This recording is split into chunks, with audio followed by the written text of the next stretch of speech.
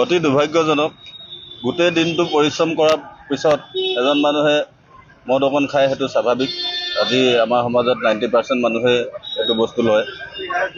খুব দুৰ্ভাগ্যজনক কথা যে সিদ্ধাৰ্থ দত্ত নামৰ মানুহজনৰ এখন wine shop, fancy wine shop, তেখেতৰ ইয়াতে এটা কোৱাৰ্টাৰ বটলত লৈ গৈছিলে এজন গ্ৰাহকে। তাৰপিছত তাত দেখে যে এটা মাখি সোমাই আছে। তো আমি ইয়াত আহি অৱগত কৰিলোঁ মালিকক। তেখেতে বস্তুটো অস্বীকাৰ কৰিছে। গতিকে ইয়াৰ আমি প্ৰমাণ সহকাৰে বস্তুটো দেখাব বিচাৰিছোঁ আৰু লগতে ৰাইজক জনাব বিচাৰিছোঁ নম্বৰৰ পৰা যাতে বিৰত থাকে যেতিয়ালৈকে বস্তুটোৰ ওপৰত খুব ভালদৰে তদন্ত নহয়। এইটো চাওক, এইটো মাখি সোমাই আছে ইয়াতে, এইটো।